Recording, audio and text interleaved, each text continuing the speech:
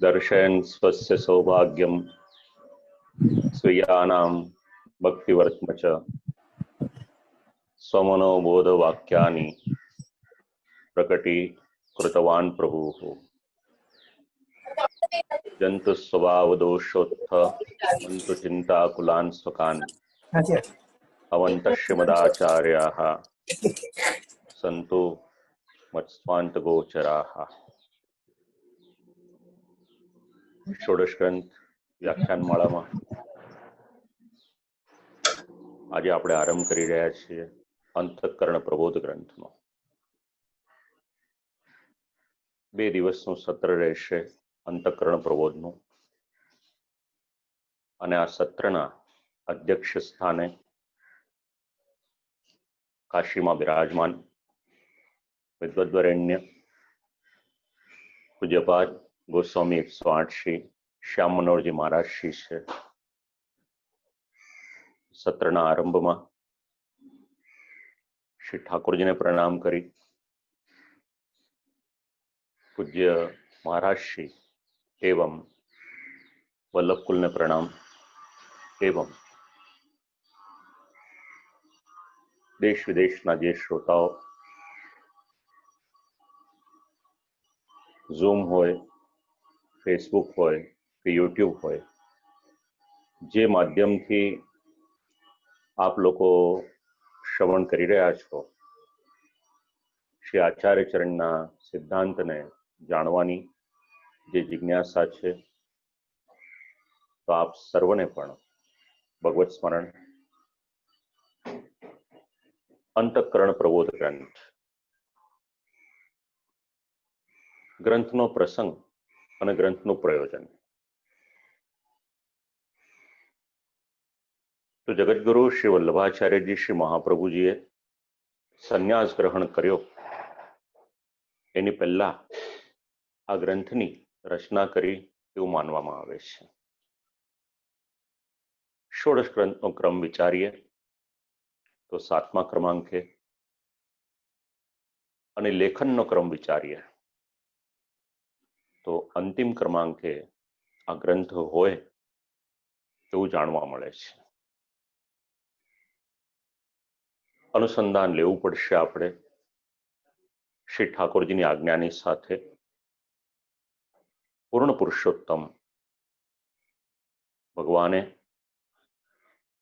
श्री महाप्रभुजीने श्रीमद भागवतजीना अर्थ प्रकट करवाने माटे आज्ञा करी અને એ જ અનુસંધાનમાં આપશ્રીનું પ્રાકટ્ય થયું હતું। ક્રમબદ્ધ સુબોધિનીજીનું લેખન ચાલી રહ્યું હતું। પ્રથમ સ્કંદ, દ્વિતીય સ્કંદ અને તૃતીય સ્કંદ। ત્યારે શ્રી ઠાકોરજીને શ્રી આચાર્ય ચરણનો વિયોગ સહન ન થયો એટલે આજ્ઞા કરી દશમ સ્કંદના વિવરણને માટેની। તે આજ્ઞા મુજબ શ્રી મહાપ્રભુજીએ શ્રીમદ ભાગવતજીનો દશમ સ્કંદના સુબોધિનીજીનું લેખન કાર્ય એ થઈ રહ્યું હતું અથવા તો થયું હતું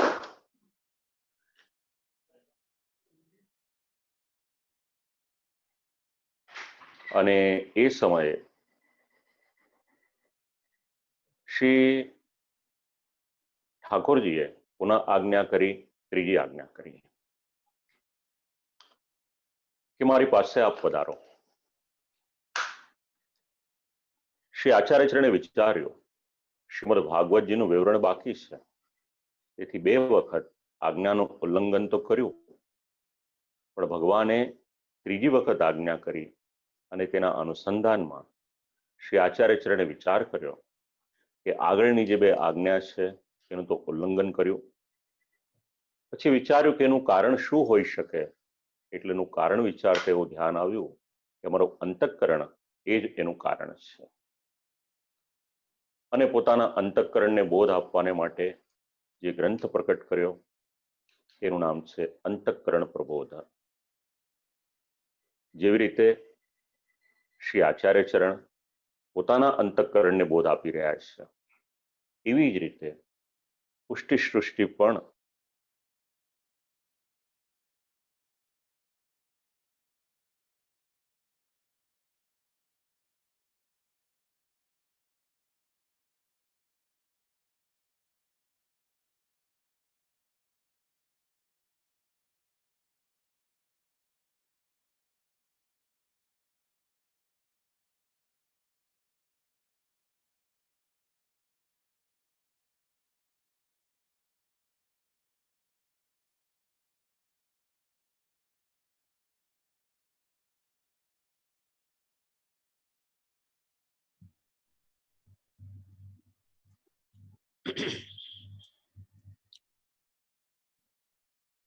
આ ગ્રંથના ફલ સ્વરૂપે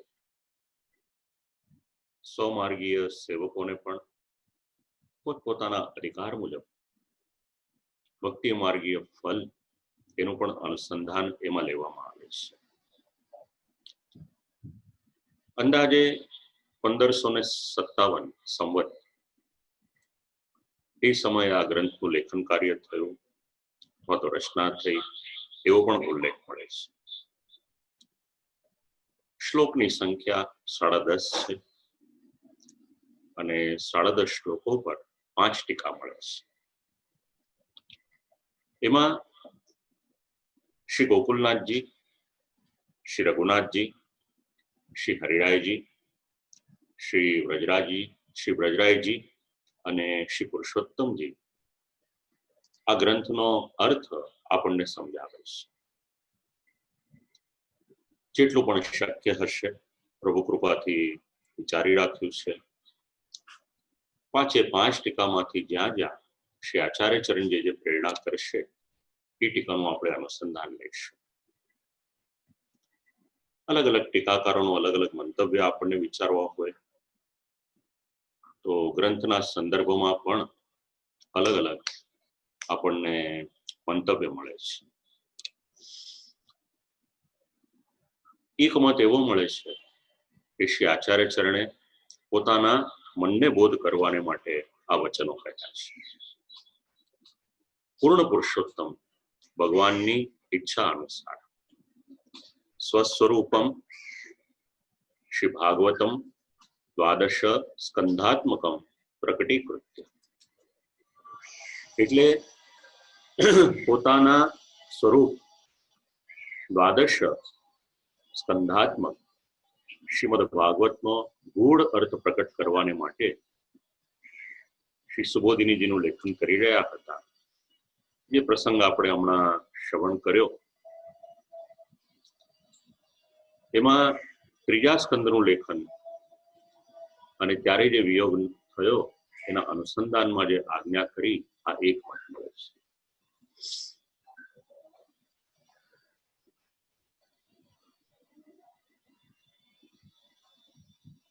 એક મિનિટ જરા.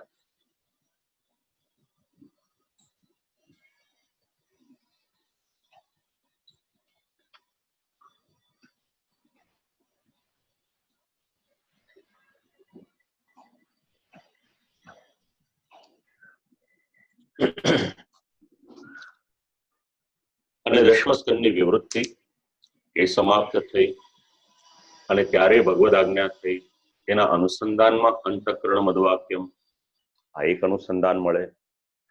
અને બીજું આપણે વિચારીએ તો નવરત્નમ ગ્રંથની સાથે અનુસંધાન લેવું હોય તો એક ટીકાકાર એની સાથે પણ અનુસંધાન લે છે કે આજ્ઞા તો કરી કે કોઈ પણ પ્રકારની ચિંતા કરવી જોઈએ નહીં. અને ચિંતા ક્યાં થાય એટલે કે ચિંતા થવાનું સ્થાન એનું નામ છે અંતઃકરણ. અને અંતઃકરણનો સ્વભાવ કેવો એટલે કે એ તો ચંચલ છે. તેથી જીવના અંતઃકરણનું ધ્યાન એટલે તમારે મારા માટે આ વાત વિચારવી હોય તો આપણું અંતઃકરણ સંસારની અનેક વાતોમાં ભટકતું રહે છે. તો પછી શ્રી આચાર્ય ચરણે જે આજ્ઞા કરી એ આજ્ઞાનો પણ ભંગ થઈ જાય અને નિવેદન એ પણ બરાબર કદાચ થઈ શકે કે કેમ આ એક પ્રશ્ન આવે.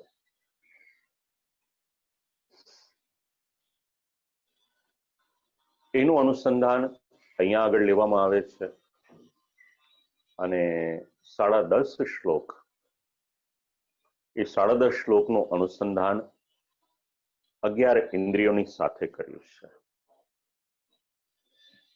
ટીકાકાર 10.5 ને 11 શ્લોક એ પ્રમાણે પણ નિરૂપણ કરે છે.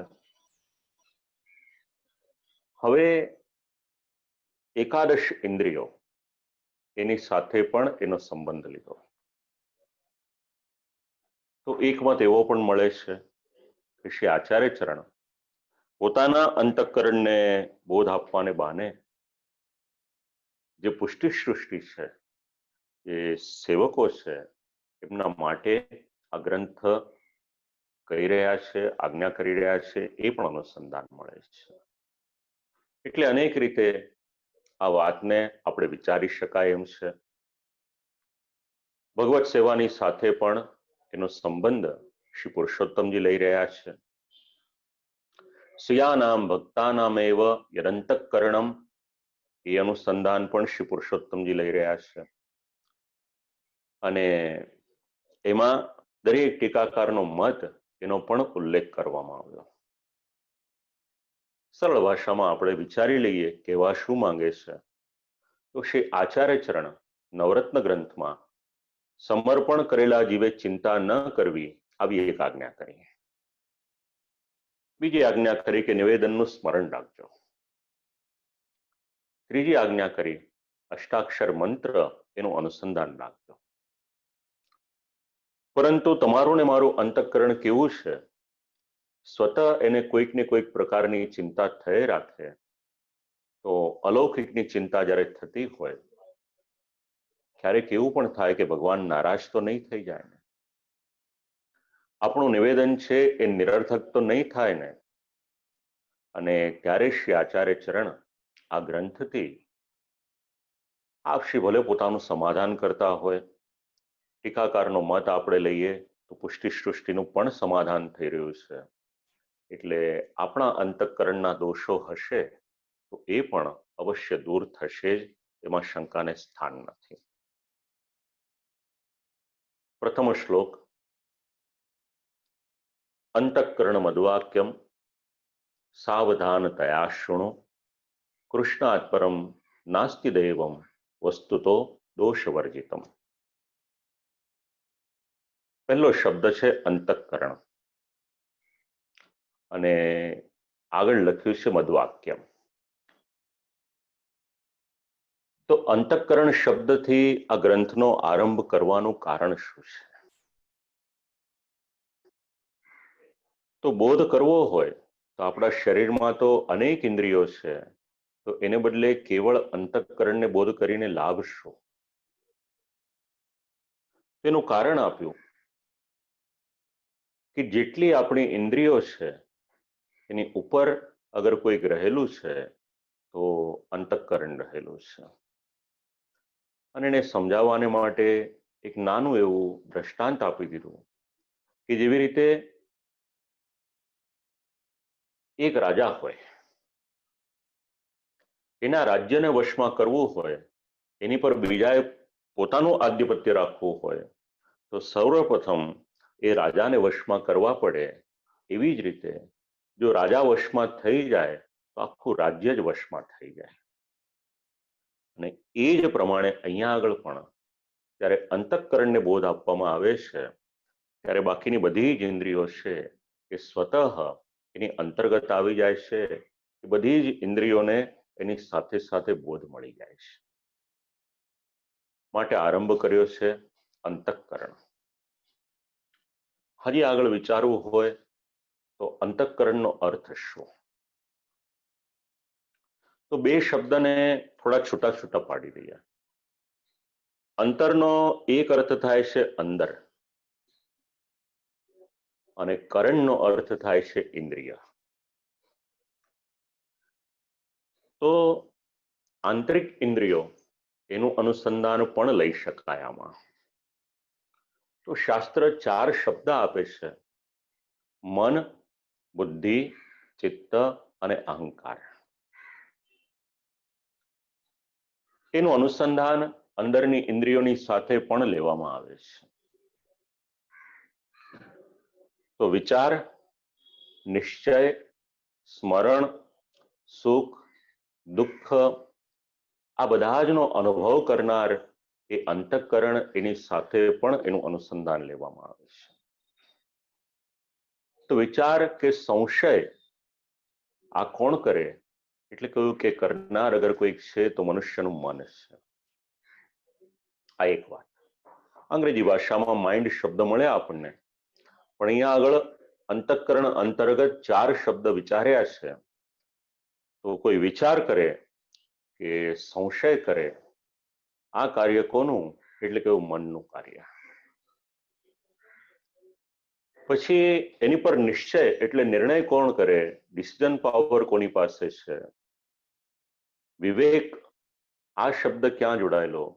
એટલે ત્યાં શબ્દ આપ્યો છે બુદ્ધિ. પછી બુદ્ધિના પાછા અલગ અલગ પ્રકાર છે, સદબુદ્ધિ, દુર્બુદ્ધિ વગેરે. તો બીજો શબ્દ છે બુદ્ધિ. ત્રીજો શબ્દ છે અહંકાર. સૃષ્ટિના પદાર્થો સાથે પોતાનો સંબંધ દેખાડનાર અગર કોઈક છે તો અહંકાર છે. અને ચોથો શબ્દ છે ચિત્ત. જે વિગતો હોય એનું સ્મરણ અગર ક્યાંક રહે તો એકમત જે મળે છે મન, બુદ્ધિ, ચિત્ત અને અહંકારને માટેનો, આ રીતે પણ આ 4 શબ્દને આપણે વિચારી શકાય. હવે આપણા શરીરમાં આ બધાનું સ્થાન ક્યાં? શાસ્ત્રમાં અનેક મત મતાંતર મળે, પણ એક મત એવો પણ છે કે મનનું સ્થાન એ મનુષ્યની ભ્રમરની વચ્ચે રહેલું છે. બીજી વાત, ચિત્તનું સ્થાન એ મનની ઉપર રહેલું છે. એની ઉપર અહંકાર રહેલો છે અને એની ઉપર બુદ્ધિનું સ્થાન, આવો પણ એક મત મળે છે.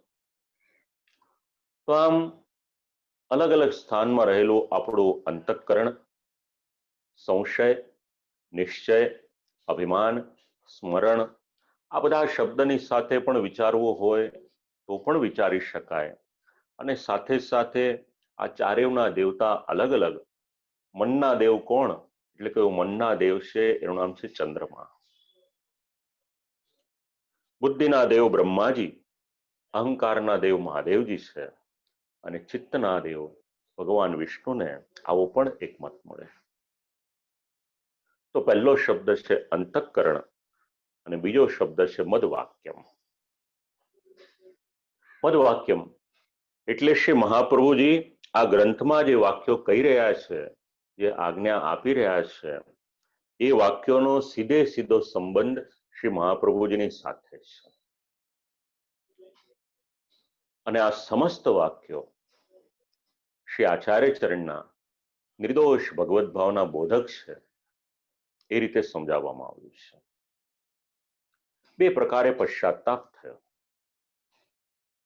એક, પ્રભુમાં કંઈક દોષ દર્શન થયું એ રીતનો, અને બીજું, પોતાનામાં કોઈક દોષ થયો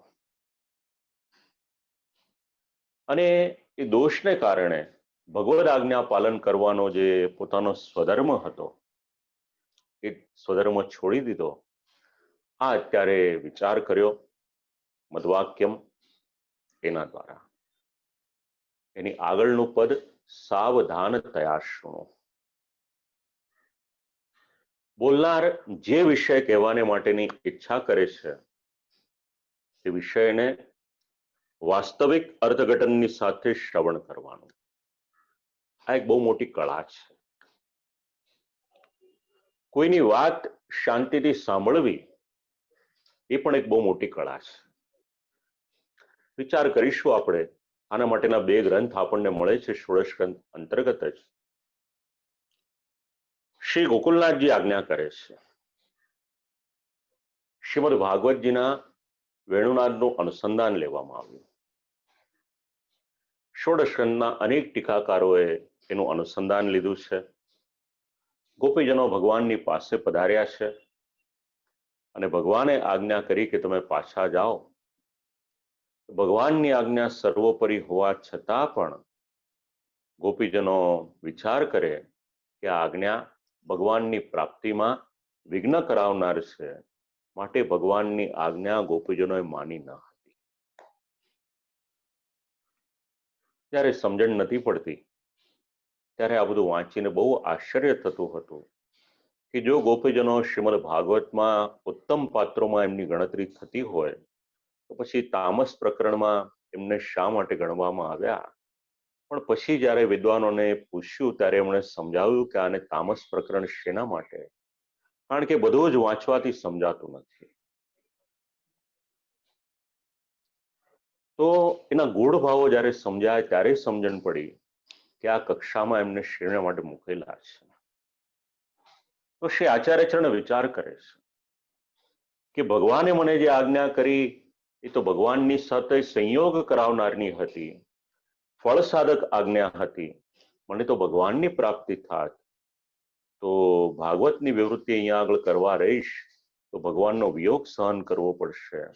તો આ આજ્ઞા તો મને સહાયક હતી, એ પણ મેં ન માની. એટલે શ્રી આચાર્યચરણ પોતાના અંતઃકરણને પણ આજ્ઞા કરી રહ્યા છે કે હું જે કહું છું એ સાવધાનીપૂર્વક શ્રવણ કરે. આપણે ઘણાની સાથે ઘણી વાત કરીએ છીએ, પણ ક્યારેક અંતઃકરણની સાથે પણ વાત કરવા જેવી છે. શ્રીમદ ભાગવતમાં સુદામાજી જ્યારે ભગવાનની પાસેથી પાછા પધારે છે ત્યારે એમની આત્મા અને બુદ્ધિનો સંવાદ છે. હવે બુદ્ધિ કેટલા તર્ક વિતર્ક કરે છે અને આત્મા એમને કેવો જવાબ આપે છે. કંઈક ભગવાનની કૃપા હશે કે આ ષોડશકંદનું આયોજન થયું તો આપણે પણ અંતઃકરણ શબ્દ પરથી આપણા શરીરમાં રહેલા આ બધાનો કંઈક પરિચય મેળવી શકીએ છીએ. સાવધાનતયા શૃણો, ખૂબ જ એલર્ટ થઈને શ્રવણ કરો. અને પછી આજ્ઞા કરી કૃષ્ણાત પરમ નાસ્તિ દૈવમ. ષોડશકંદના એટલા સુંદર કેટલાક સૂત્રો એવા છે કે આપણને ક્યારેક થાય કે આ કાયમને માટે આપણે કંઠસ્થ કરી રાખવા જેવા છે, નહીતર પછી એનો પ્રિન્ટ આઉટ લઈને આપણા ઘરે આપણે લગાડી રાખવાનું. એમાંનું એક સૂત્ર આપણને મળ્યા. સર્વોપરિતા કોની છે? તો પૂર્ણ પુરુષોત્તમ ભગવાન શ્રી કૃષ્ણ સર્વોચ્ચ સ્થાને બિરાજમાન છે. સાંપ્રત સમયમાં ભગવાનને માટે, ધર્મને માટે અનેક લોકોના મનમાં અનેક પ્રકારના સંશય હોય, અને ત્યારે આવું કોઈક વાક્ય યાદ આવે તો સહાયક થઈ શકે. શાસ્ત્રની આવી આજ્ઞા હોય એને ખાસ કરીને વાંચો, વિચારો અને સમજો. કૃષ્ણ સર્વસત્તાધીશ, સંપૂર્ણ આનંદનું સ્વરૂપ. નાસ્તિ એટલે એમની સમાન કોઈ પણ બીજાની સત્તા નથી. શ્રીમદ ભગવદ્ ગીતા એનો પણ આધાર લઈ શકાય. અને દૈવ શબ્દ એને 10 પ્રકારે ટીકાકારો સમજાવે છે. સંસ્કૃતમાં જે ધાતુ છે દિવું, એની પરથી દૈવમ શબ્દ આવ્યો અને એનું અનુસંધાન ટીકાકાર ભગવાનની 10 પ્રકારની જે લીલા છે એની સાથે સમજાવે છે. શ્રી આચાર્યચરણ આજ્ઞા કરે છે કે આ 10 પ્રકારની જે લીલા છે આ બધા જ અર્થોને શ્રી કૃષ્ણની સાથે જોડવામાં આવ્યા છે. આવી સમજણ આપવામાં આવી કે ભગવાનની આટલી દિવ્ય લીલા, ભગવાનનું આવું સ્વરૂપ, અને એ ભગવાનની આજ્ઞાને મારાથી ઉલ્લંઘન કઈ રીતે કરાય. પોતાનો ભાવાવેશ છોડવાને માટેનો વિચાર અંતઃકરણ મધવાક્યમ ઇત્યાદિ દ્વારા શ્રી આચાર્યચરણ કરી રહ્યા છે. શ્રી કૃષ્ણ સર્વશ્રેષ્ઠ છે, બધા જ ના પૂજ્ય છે. શ્રીમદ ભાગવત વાંચો, કેવળ વાંચવા પૂરતું નહીં, એને વિચારો. અનેક દેવો, ત્યાં સુધી કે બ્રહ્માજી સુદ્ધા ભગવાનની સ્તુતિ કરે છે. ત્યાં આપણને ભગવાનની સર્વોપરિતાના અનેક પ્રમાણ મળે છે.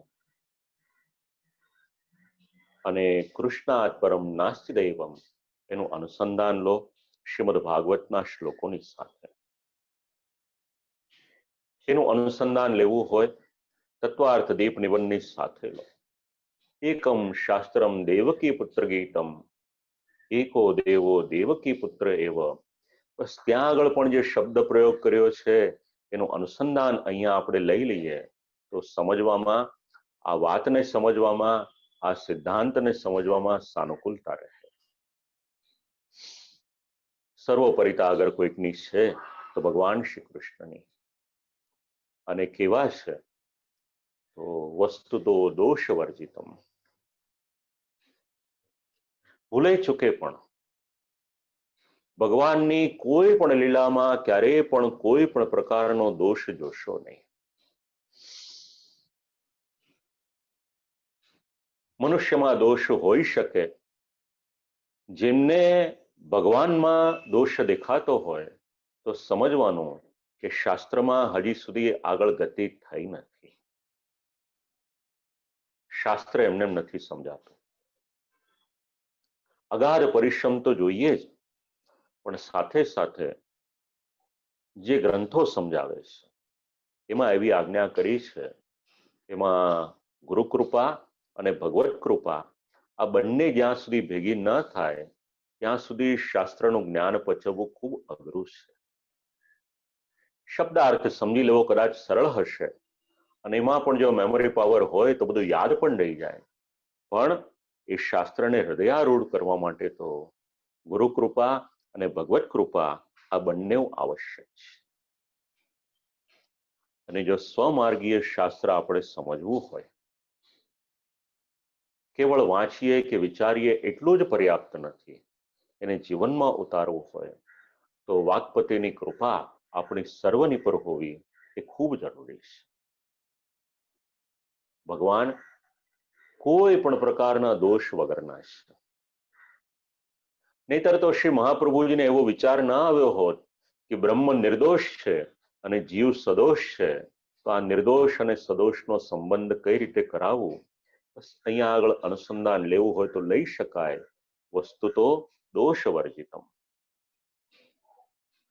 અને આ માર્ગનું ફળ શ્રી કૃષ્ણ જ નિર્દોષ છે, એમાં કોઈ પણ પ્રકારનો દોષ નથી.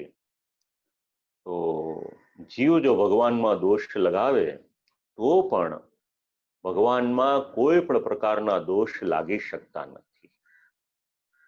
એટલા જ માટે શ્રી આચાર્ય ચરણ આજ્ઞા કરે છે કે ભગવાન શ્રી કૃષ્ણ કેવા તો દોષ વર્જિતમ, સમસ્ત દોષોથી રહિત. તો પ્રથમ શ્લોકમાં આ વાત સમજાવી. અંતઃકરણ મધ્વાક્યમ સાવધાનતયા શૃણુ, કૃષ્ણાત પરમ નાસ્તિ દૈવમ વસ્તુતો દોષ વર્જિતમ. આ પ્રથમ શ્લોક. હવે બીજો શ્લોક. તો આગળ શ્રી આચાર્ય ચરણ એક વખત જીવનો સંબંધ ભગવાનની સાથે થઈ ગયો તો પછી ક્યારેય પણ એની અવગતિ થતી નથી એવો દ્રઢ વિશ્વાસ શ્રી આચાર્ય ચરણ પ્રકટ કરે છે અને એમાં દ્રષ્ટાંત પણ આપે છે. ષોડશના કેટલાક ગ્રંથોમાં શ્રી મહાપ્રભુજી ક્યાંક ક્યાંક સિદ્ધાંતને સમજાવવાને માટે કોઈ દ્રષ્ટાંત આપે છે. જેવી રીતે સિદ્ધાંત મુક્તાવલીમાં ગંગાજીનું દ્રષ્ટાંત આપી અને 3 શબ્દો આપણને સમજાવ્યા, આદિભૌતિક, આધ્યાત્મિક અને આદિદૈવિક. અહીંયા આગળ પણ જે જીવ ભગવાનની સાથે જોડાય છે એની અવગતિ થતી નથી એ સિદ્ધાંતને સમજાવવાને માટે દ્રષ્ટાંત આપે છે. બીજા શ્લોકમાં એનું નિરૂપણ છે. ચાંડાલી છેદ રાજપત્ની જાતા રાજ્ઞા ચ માનિતા કદાચિદ અપમાનેપી મૂલતઃ કા ક્ષત્રિય ભવેત. કોઈ ચાંડાલ કન્યા હોય, એ રાજપત્ની થઈ જાય રાજાની માનીતી પણ થઈ ગઈ અને પછી કોઈક સમયે રાજાએ એને અપમાનિત કરી છતાં પણ એની મૂળ સ્થિતિમાં તો કોઈ પણ પ્રકારની હાનિ થતી નથી. આ વાત આ શ્લોકમાં સમજાવે છે. તો શ્રી આચાર્ય ચરણ વિચાર કરે કે ભગવાનની આજ્ઞાનું ઉલ્લંઘન કર્યું એનો અપરાધ તો થયો, એનો સંબંધ ફલદાનની સાથે કરે છે. હવે શ્રીમદ ભાગવતજીની ટીકા પૂર્ણ ન કરે તો પણ મુશ્કેલી છે, કારણ કે ભગવત પ્રાપ્તિમાં વિલંબ થાય આ એક બાજુ છે, અને બીજી તરફ જે પ્રયોજનથી ભૂતલ પર પધાર્યા છે એ વાત છે. આમ કરતા કરતા પછી વિચાર કર્યો કે ભગવાનની બે આજ્ઞા ન માની ત્રીજી આજ્ઞા માનવી પડશે, માટે જેટલું શ્રીમદ ભાગવતનું લેખન કાર્ય સુબોધિનીજીનું થયું એટલું પર્યાપ્ત છે, હવે મારે જવું જોઈએ, આવો વિચાર કરી રહ્યા છે. અને એ નિર્ણય લે એના અનુસંધાનમાં આ એક સિદ્ધાંત સમજાવ્યો, ચાંડાલી છે રાજપત્ની જાતા રાજ્ઞા ચ માનિતા. એક ચાંડાલ કન્યા, ચાંડાલ જાતિની સ્ત્રી, કંઈક કુદરતનું કરવું અથવા તો રાજાની કૃપાને કારણે અથવા તો ભગવદ ઈચ્છાથી રાજાની સાથે મેળાપ થયો અને રાજાએ એની પર વધારે કૃપા વર્ષાવી અને એને પોતાની પત્ની બનાવી. એનાથી આગળ રાજા વધ્યા, બાકીની બધી પત્નીઓ હતી એની કરતા પણ આને વધારે માન અને પદ આપ્યું. કોઈક સામાન્ય અવસ્થામાં જેની ગણતરી પણ ન થાય ત્યાંથી લઈ અને રાજરાણીના પદ સુધી આ સ્ત્રી પહોંચી ગઈ છે. હવે ન કરે નારાયણ અને કોઈક દિવસ એનાથી કોઈક ભૂલ થઈ, કોઈ અપરાધ કરે અને રાજાએ એનું અપમાન કરી દીધું, તો શ્રી આચાર્ય ચરણ કહેશે કે રાજપત્નીના અર્થમાં શું એની કોઈ પણ પ્રકારે ક્ષતિ થઈ? ગમે એટલું રાજાએ અપમાન એનું કર્યું, પણ રાજાની પત્નીના રૂપમાં તો એ રહેલી જ છે, માટે એને બીજું કોઈ પણ પ્રકારનું નુકસાન નથી. આ વાત સમજાવી છે. એની કમ્પેરિઝન કરી છે એના પૂર્વ જે વ્યવસ્થા હતી, એનું જીવન હતું એની સાથે. ભલે આવી સ્ત્રીને રાજાએ પત્ની બનાવી દીધી, રાજાની સાથે કર્મકાંડ વગેરેમાં પણ એને સ્થાન મળ્યું, પત્નીની રીતના બેસતી પણ હતી. શ્રી આચાર્ય ચરણ કહે છે કે આ સ્ત્રીને ટીકાકારો સમજાવે છે કે શ્રી આચાર્ય ચરણ આ સ્ત્રીને ભોગ્યા નથી કહેતા, પણ પત્ની કહે છે. છંદોભંગ તો થવાનો ન હતો, એને આ પદવી મળી, એને એક પદ મળ્યું, તો ભોગ્યા ન કહી અને પત્ની કહી, તો જે રીતે પત્નીનો ત્યાગ ન કરે એવી જ રીતે એ રાજા એ ચાંડાલીનો ત્યાગ નથી કરતો, કારણ કે હવે એ પોતાની પત્ની બની ચૂકી છે. બસ આ જ વાત તમારા અને મારા જીવનની સાથે અહીંયા આગળ જોડી છે. કદાચિદ અપમાનેપી મૂલતઃ કા ક્ષતિર્ભવે તત્રાન ખેદઃ કાર્યઃ.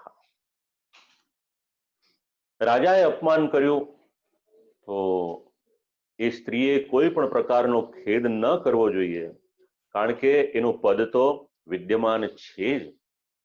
તો એકવાર આપણે પણ શ્રી ઠાકોરજીના શ્રી ચરણમાં સમર્પણ કરી દીધું, આપણું બધું જ શ્રી ઠાકોરજીને છોડી દીધું, તો પછી આપણે પણ મનમાં ભગવાન આપણો ત્યાગ કરી દેશે આવી રીતનો કોઈ પણ પ્રકારનો ભય રાખવો ન જોઈએ.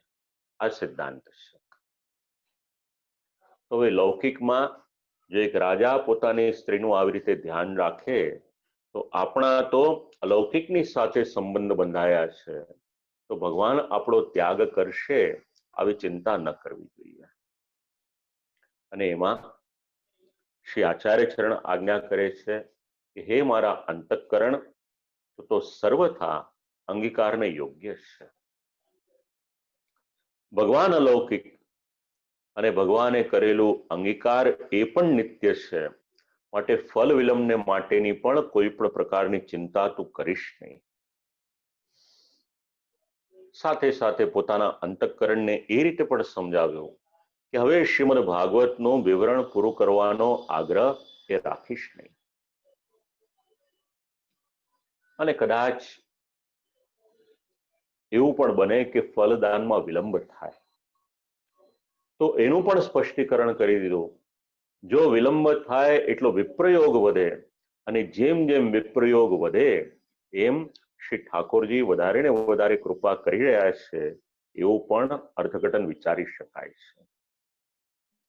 કારણ વિલંબ કેવો છે, એક તો વિપ્રયોગાત્મક રસરૂપ છે, તો વિલંબ પણ ફલરૂપ છે. સંન્યાસ નિર્ણયમાં તો આની ખૂબ ચર્ચા કરી છે. તો અલૌકિક પ્રકારથી પોતાનું પ્રબોધન શ્રી આચાર્ય ચરણ કરી અને આપણને સર્વને આ ઉપદેશ આપી રહ્યા છે કે ભૂલે ચૂકે પણ એવી ચિંતા કરશો નહીં. આપણે બ્રહ્મ સંબંધ લીધું, નિવેદન કર્યું, સમર્પણ કર્યું, એની પહેલા આપણી જે સ્થિતિ હતી, તો સમર્પણ જ્યારે કરીએ છીએ, આત્મનિવેદન કરીએ છીએ, બ્રહ્મ સંબંધ લઈએ છીએ, આપણા જ્યારે સંસ્કાર થાય છે ત્યારે પહેલાની કરતા તો આપણી સ્થિતિ એ વધારે જ સારી થયેલી છે. આ સિદ્ધાંત અહીંયા સમજાવ્યો છે કે મન દાસ્યમ સ્મર મનઃ સ્વયં દાસાનામ નાપમાનનમ, કે મન પોતાની દાસતાનું સ્મરણ કર, એટલે આપણે ભગવાનના દાસ છીએ એ વાતનું સતત સ્મરણ રાખવાનું. વૃત્રાસુર જે શબ્દ કહે છે ચતુશ્લોકીમાં અનુસંધાન આવશે આપણને.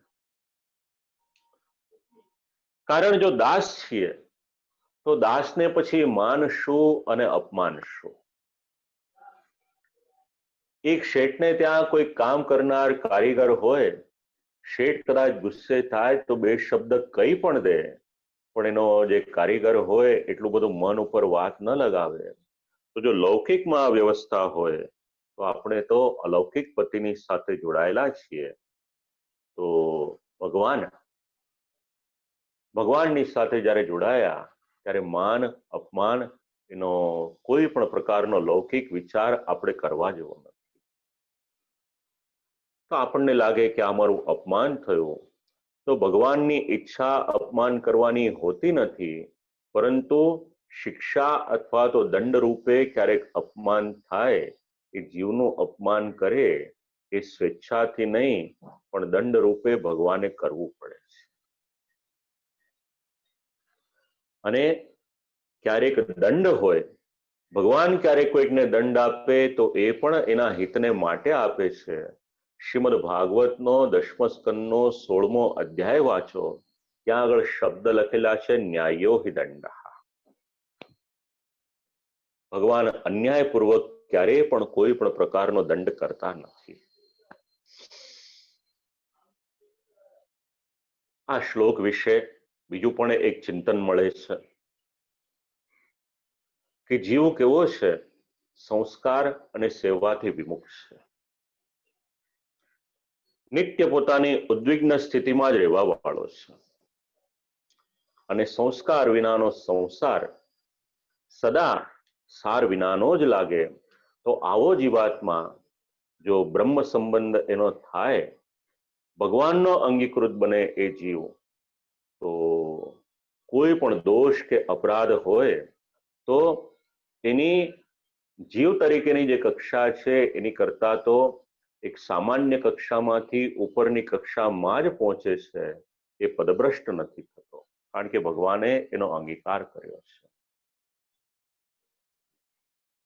બીજા શ્લોકમાં આ સમજણ આપી કે ભગવાનની સાથે સંબંધ બંધાયો છે, ચાંડાલીનું ઉદાહરણ આપીને કે ચિંતા કરશો નહીં. એ જ વાતને આગળ સમજાવે છે ત્રીજા શ્લોકમાં, સમર્પણાદહમ પૂર્વમુત્તમ કિમ સદા સ્થિતા કામમાં ધવતા ભાવ્યા પશ્ચાતાપો યતો ભવે. કે સમર્પણ કર્યું એની પહેલા શું હંમેશા આ રીતનો જ હતો, તો સમર્પિત છું. તમારી અધમતા થવાની હતી કે અધમતાથી હું પશ્ચાતાપ કરું. કોઈ પણ આપણી બરાબરી વાળી વ્યક્તિ આપણા અભિમાનને નષ્ટ કરે તો આપણને પશ્ચાતાપ થાય. સમર્પણાદહમ પૂર્વમુત્તમ કિમ સદા સ્થિતા, આ વાત સમજાવે છે. પણ જો સેવકના હિતનો વિચાર કરવામાં આવે તો પ્રભુ પોતાના સેવકના મનનો નાશ કરે તો એ સેવક એ પશ્ચાતાપ કરતો નથી. મનુષ્યના જીવનમાં સ્વમાનનું ખૂબ મહત્વ છે. નાનું બાળક હોય એને પણ સ્વમાન હોય, સામાન્ય વ્યક્તિ હોય એને પણ સ્વમાન હોય, અને જેમ વ્યક્તિ મોટો એમ એનો એક અહંકાર, એનો ઈગો, એના કારણે એને સ્વમાન પોતાનું વધારે વાલું હોય. અને એ વાત સમજવી હોય તો શ્રીમદ ભાગવતનો 4થો સ્કંદ ધર્મ પ્રકરણ વાંચો. એમાં શ્રી મહાદેવજીના શબ્દો વાંચો એટલે સમજાશે કે સ્વમાનની કિંમત શું છે. 3જો સ્કંદ વાંચો, વિદુરજીનું ચરિત્ર વાંચો તો સમજાશે કે વિદુરજી કેટલા અપમાનિત થયા હતા. તો શ્રી આચાર્ય ચરણ આજ્ઞા કરે છે, પોતાના અંતઃકરણને સમજાવે છે કે ભાવાવેશના કારણે જે અભિમાન કર્યું એ યોગ્યતા પણ પ્રભુના અસાધારણ સંબંધને કારણે જ મળી છે, એની પહેલા નહીં.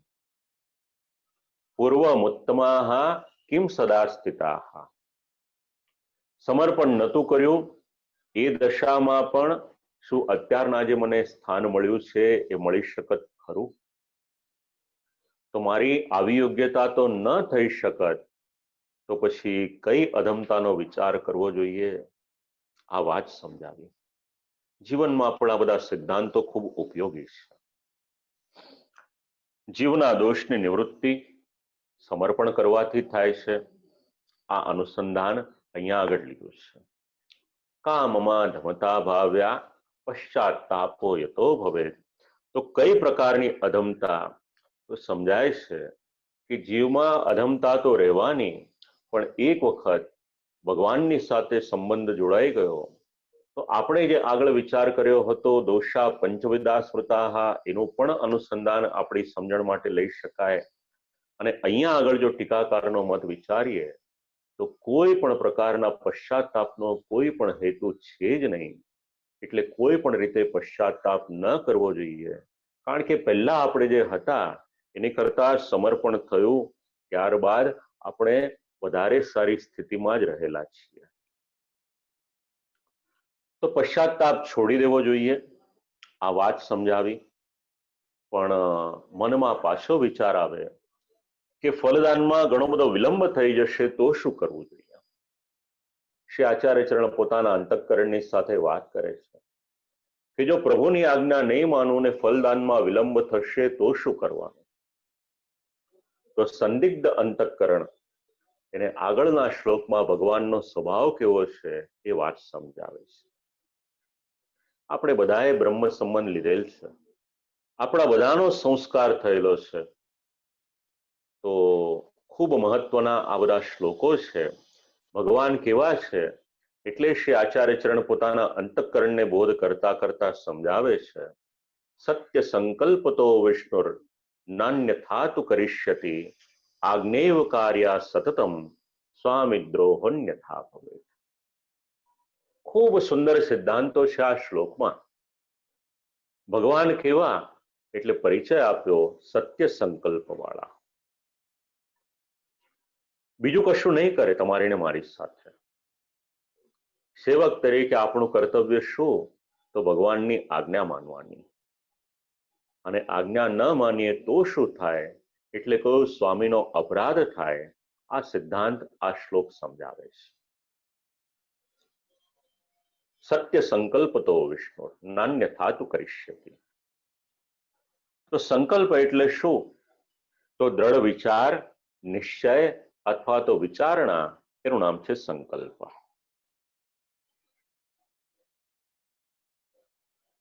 આગળનું કોઈ કાર્ય કરવાનું હોય એના માટે સંકલ્પ કરવો પડે.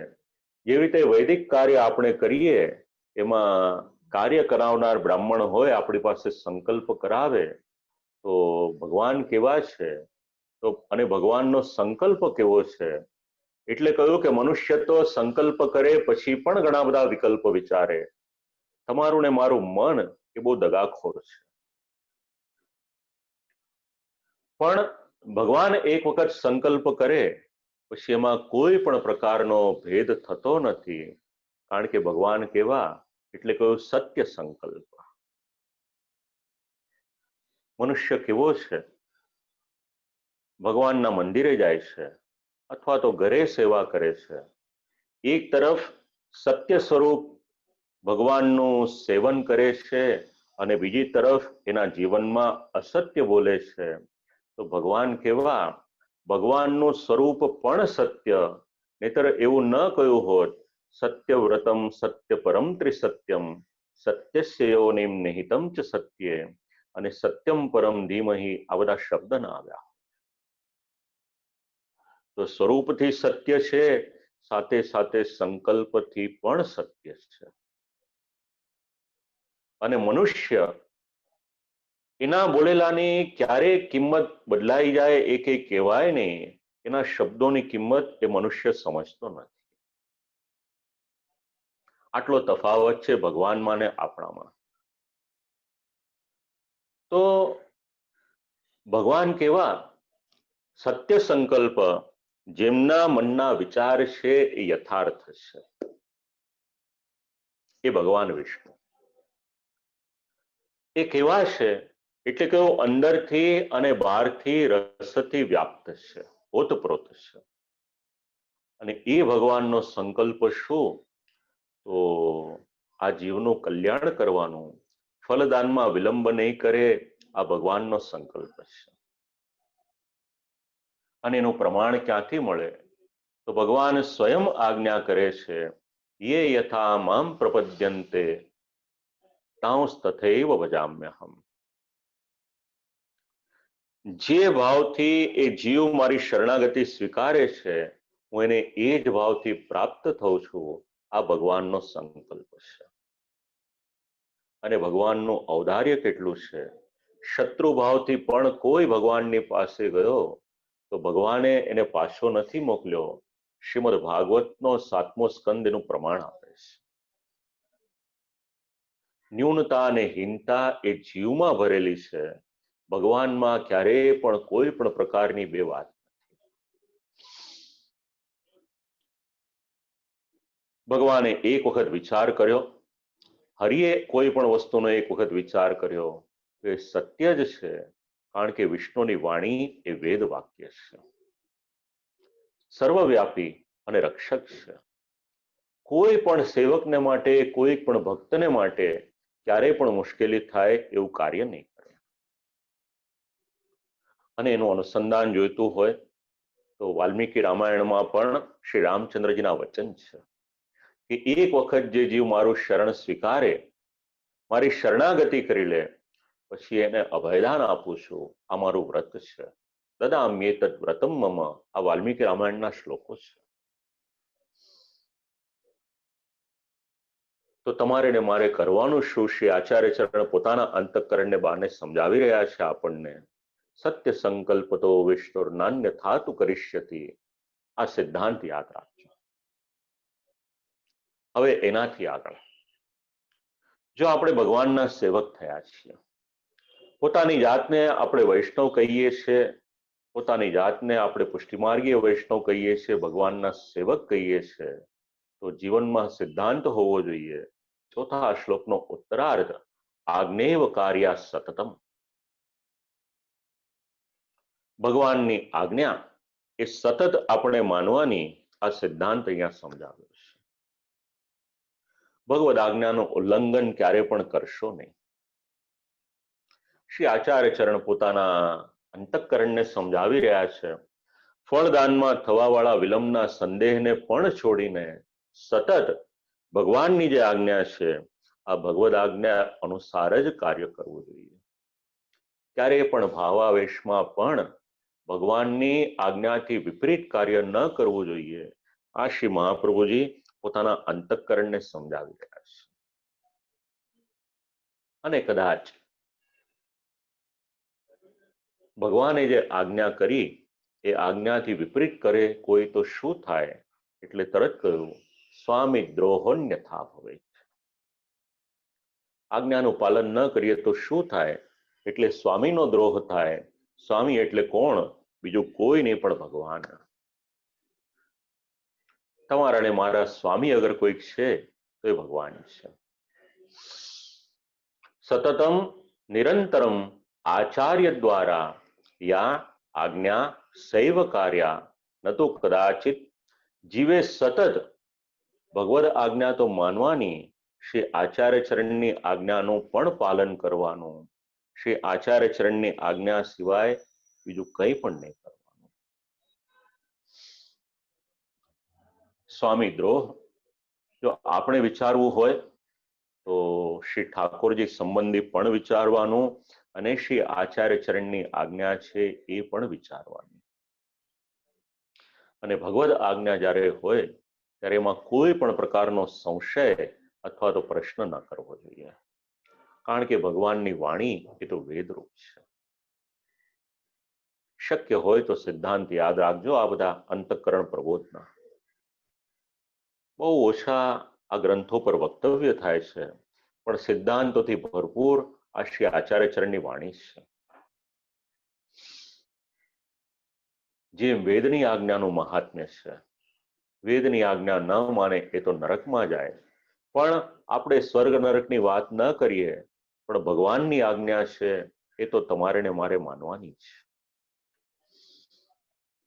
નિરંતર પ્રમાદ રહિત થઈ ભગવદ આજ્ઞા એનું અનુસંધાન લેવાનું. આગળ સિદ્ધાંત એને વધારે સારી રીતે પાછો કહી રહ્યા છે આચાર્ય ચરણ. સેવકસ્ય તો ધર્મોયમ. સેવકનો ધર્મ શું? ભગવાનની આજ્ઞાનું પાલન એ સેવકનો ધર્મ છે. તો સેવક કોને કહેવાય? આપણે બોલીએ તો છીએ કે આપણે શ્રી ઠાકોરજીના દાસ છીએ, સેવક છીએ, પણ કોઈ આપણને પૂછે કે સેવક શબ્દનો અર્થ શું? જે વૈષ્ણવ લખતા હોય નોંધ કરવા જેવું લાગે તો આપ લોકોને ઉપયોગી એવી વ્યાખ્યા છે. સેવકસ્ય હરેહે સેવામ કુર્વતો માર્ગવર્તિનાહ. હરિની એટલે ભગવાનની સેવા કરવા વાળા પુષ્ટિ માર્ગના અનુયાયી એનું નામ સેવક. આટલી એવી વ્યાખ્યા છે. કારણ ઘણા વૈષ્ણવોના ઈમેલ આવ્યા, ઘણાની સાથે વાતચીત થઈ, એની પર તો આપણે આગળ ચર્ચા કરીશું. પણ ઘણા વૈષ્ણવો એવા છે કે જે આ બધું લખી રહ્યા છે, ઘણા વૈષ્ણવો એવા છે કે જે વારંવાર આ બધું શ્રવણ કરે છે. ખૂબ આનંદ થયો જેમણે જેમણે મને ઈમેલ મોકલ્યા, વાત કરી, કારણ કે શ્રોતાઓના પ્રતિભાવ જાણવા જરૂરી છે. જ્યારે સાક્ષાત વક્તા અને શ્રોતા એકબીજાની સામે હોય ત્યારે તેમની આંખો દ્વારા, એમના હાવભાવ દ્વારા, એમની બોડી લેંગ્વેજ દ્વારા, એમની સાથે કોન્વર્સેશન થાય એના દ્વારા એમના હાવભાવ અથવા તો પ્રતિભાવ જાણી શકાય. તો જેમણે જેમણે ઈમેલ કર્યા મને, જેમણે જેમણે ફોન કર્યા, સંદેશ કર્યા, હજી પણ જેઓ મોકલશે તો મને આપ લોકોના હૃદયના શું ભાવ છે એ જાણવામાં સહાયક થશે. બીજું કઈ પ્રયોજન નથી આનું. સેવકસ્ય તો ધર્મોયમ. તમારો ને મારો ધર્મ શું?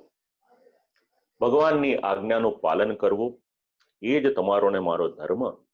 જે આજ્ઞાનું પાલન અર્જુનજીએ કર્યું, શ્રીમદ ભગવદ્ ગીતા શ્રવણ કરી અને શ્રવણ કર્યા બાદ 18મા અધ્યાયમાં અર્જુનજી એવું કહ્યું, કરીશ્યે વચનમ તવ, કે પ્રભુ જે પ્રમાણે આપની આજ્ઞા છે એનું પાલન કરીશ. બસ આ જ સેવકનો ધર્મ છે. જ્યારે ધર્મની વાત આવે ત્યારે તર્ક વિતર્ક કરશો નહીં. ભગવાનની આજ્ઞા હોય કે ધર્મના ગ્રંથોની આજ્ઞા હોય, પોતાનું સૌભાગ્ય સમજી જેટલી પણ એને આચરણમાં મૂકી શકાય એટલી અવશ્ય મૂકજો.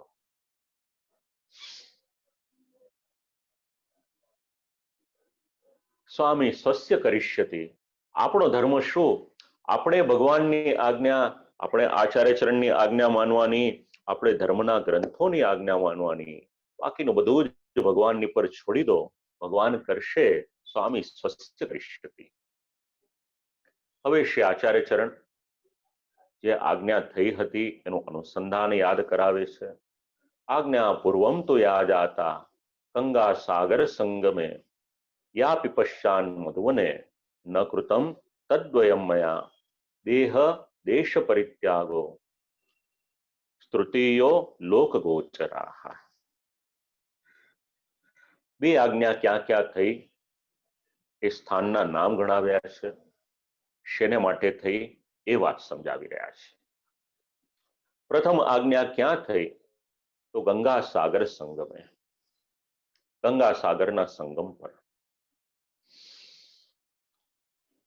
બીજી આજ્ઞા ક્યાં થઈ? યાપી પશ્ચાન મધુવને એટલે મધુવનમાં. ન કૃતમ તદ્વયમ મયા, મેં બંને આજ્ઞાનું પાલન ન કર્યું. આ બે આજ્ઞા શેની હતી? દેહ ત્યાગ અને દેશ ત્યાગ કરવાની આજ્ઞા હતી. અને ત્રીજી આજ્ઞા જે થઈ એ તો પ્રસિદ્ધ સંન્યાસ ગ્રહણની હતી. આ વાત શ્રી આચાર્ય ચરણ આ શ્લોકમાં કહી રહ્યા છે. શ્રી આચાર્ય ચરણ પોતાના અંતઃકરણને આ વાત સમજાવી રહ્યા છે. હવે આજ્ઞા તો ગંગાસાગર સંગમ. પૂર્વાજ્ઞાયા વિષયો દેહ પરિત્યાગ. પહેલી આજ્ઞા થઈ એ દેહના પરિત્યાગની. તો બટ ઓબ્વિયસ છે, આપણે બધા જાણીએ છીએ, ઘણી વખત આપ લોકોએ શ્રવણ પણ કર્યું છે કે મનુષ્યનો દેહ ખૂબ જ દુર્લભ છે. આપણા ગ્રંથો એ આજ્ઞા કરે છે. અને જો એ દેહનો આપણે ત્યાગ કરી દઈએ, આવી ભગવાનની આજ્ઞા હોય તો એ કઈ રીતે પડાય? ટીકાકાર શ્રી ગોકુલનાથજી આ પ્રશ્ન ઉપાડે છે કે બળપૂર્વક દેહનો ત્યાગ કરી દઈએ તો એ તો દોષ છે. ખૂબ મહત્વનો મુદ્દો છે. આમ આપણે વિચારીએ તો આજે નાની નાની ઉંમરમાં જે બધા સુસાઇડ કરી રહ્યા છે, જો અંતઃકરણ પ્રબોધના ટીકાકારોના મત વાંચે એકવાર તો એમનું મન તો અવશ્ય બદલાઈ જાય. એટલા જ માટે આપણે ત્યાં બાલ્યાવસ્થાથી સંસ્કારનું ખૂબ મહત્વ છે. અને સંસ્કારમાં પણ ધર્મના ગ્રંથો એ ખૂબ મહત્વનો ભાગ ભજવે છે. જીવનમાં ક્યારેય પણ નિરાશ થાવ, આપણી કરતા જે વધારે દુઃખી હોય એને યાદ કરી લેજો. ઘણા પાત્રો છે, આપણી પર તો કંઈ દુઃખ નથી આવ્યું. પુરાણના અને ઇતિહાસના પાત્રો એવા છે. ઇતિહાસ એટલે મહાભારત. દુઃખ એટલું બધું આવ્યું કે શરીર ઉપર વસ્ત્ર પણ નથી ટક્યું, એટલું દુઃખ આવ્યું છે. શ્રી આચાર્ય ચરણ પોતાના અંતઃકરણની સાથે આ વાત કરી રહ્યા છે, દેહ ત્યાગની વાત. તો દેહનો સંબંધ મનુષ્યના કર્મોની સાથે કર્મને આધીન છે. અને પ્રારબ્ધ ભોગ પૂર્ણ કર્યા વગર જો દેહનો ત્યાગ કરી દે તો મુશ્કેલી થાય કે નહીં. એટલે શ્રી આચાર્ય ચરણ પોતાના અંતઃકરણને સમજાવે છે કે મારો દેહ એ પ્રમાણેનો લૌકિક દેહ નથી કે જે કર્મને આધીન હોય કે પ્રારબ્ધ ભોગની સાથે સંબંધ હોય. કારણ કે મારું તો ભૂતલ પર પધારવાનું થયું સાક્ષાત ભગવાનની આજ્ઞાને કારણે. શ્રી મહાપ્રભુજીના સ્વરૂપ મહાત્મ્યમાં આ ટીકાના શબ્દો ખૂબ ઉપયોગી થઈ શકે એવા છે. શ્રી આચાર્ય ચરણનું શ્રીઅંગ એ લૌકિક નથી, અલૌકિક છે. તો ભગવદ આજ્ઞા મુજબ એનો ત્યાગ કરવો પડે તો પછી કઈ ચિંતા ન કરવી જોઈએ. અને બીજો દેશનો પરિત્યાગ એ તો સ્પષ્ટ છે કે ભાઈ આ ભૂમિ છોડી અને પાછા મૂળ સ્થાનમાં આપ પધારો. અને એ સમયે મધુવન તથા મધુવન સર્વા ગૂઢ લીલા પ્રકાશિતા. ભગવાને આ આજ્ઞા શેને માટે કરી? તો શ્રી ઠાકોરજીની ગૂઢ લીલા હતી એને પ્રકાશિત કરી શ્રી આચાર્ય ચરણે. ભગવાને વિચાર કર્યો કે દરેકનો આ લીલામાં અધિકાર નથી, માટે લાવો શ્રી આચાર્ય ચરણને મારી પાસે બોલાવી લો. અને એટલા જ માટે તૃતીયો લોક ગોચરા, ત્રીજી આજ્ઞા કરી.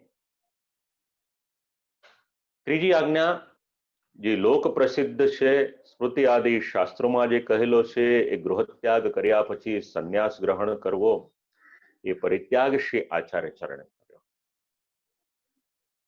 હવે જે શ્રોતાઓ શ્રીમદ ભાગવત પરના બોધિનીજીમાં ખૂબ રસ ધરાવે છે,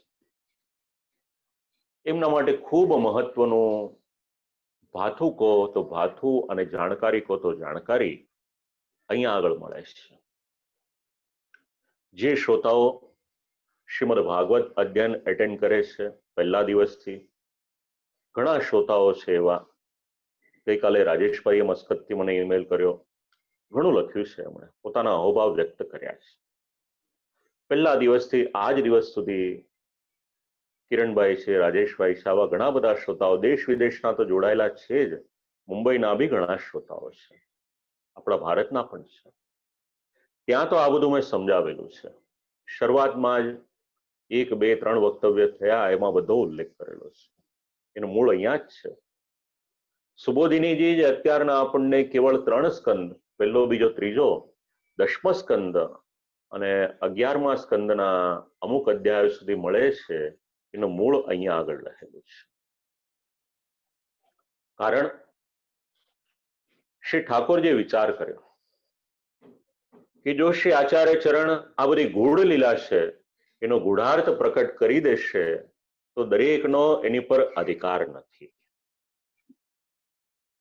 શાંતિથી વાંચજો, વિચારજો આ વાતને. દરેક લીલા પર દરેકનો અધિકાર નથી, અને એ અધિકાર નથી. જો એવી લીલા વિશ્વમાં પ્રકટ થઈ જશે, એ પ્રકટ થાય એવી શ્રી ઠાકોરજીની ઈચ્છા હતી નહીં, માટે શ્રી આચાર્ય ચરણને આજ્ઞા કરી કે હવે આપ પાછા પધારો. અને એ જ આજ્ઞાના અનુસંધાનમાં શ્રી આચાર્ય ચરણે જે સૂક્ષ્મ ટીકાનું લેખન કર્યું હતું એ તો પૂર્ણ કર્યું હતું. એની પછી શ્રી સુબોધિનીજી એનો આરંભ થયો, અને એ લેખન ક્રમમાં 3 સ્કંદ થયા, પછી 10મો સ્કંદ થયો. પણ પછી જ્યારે શ્રી ઠાકોરજીની ઈચ્છા ન હતી ત્યારે શ્રી આચાર્ય ચરણે શ્રી સુબોધિનીજીના લેખનને વિરામ આપવો પડ્યો. આપણને અત્યારના જે શ્રી સુબોધિનીજી પ્રાપ્ત થાય છે એ આટલા જ સ્કંદ કે અધ્યાય પર શેના માટે છે એનું અનુસંધાન આપણને અહીંયા મળે છે. આ જ આનંદ છે શાસ્ત્રનો. બે રીતે વિચાર કરી શકાય, એક ઉપર છલ્લો અને એક એમાં ઊંડાણપૂર્વક વિચાર કરો. જેવી રીતે એક મરજીવો હોય સમુદ્રના પેટાળ સુધી જાય ત્યારે એને ઉત્તમમાં ઉત્તમ રત્ન કે મોતી મળી શકે, બસ એવી જ રીતે આપણા શાસ્ત્રનું છે. જેમ જેમ એમાં ઊંડા ઉતરતા જઈએ એવી રીતના આવા દિવ્ય પ્રસંગો અને સિદ્ધાંતો આપણને આ શાસ્ત્રોમાંથી જાણવા મળે છે. કોઈનું બોલેલું બોલી દેવું એમાં બહુ આનંદ નથી.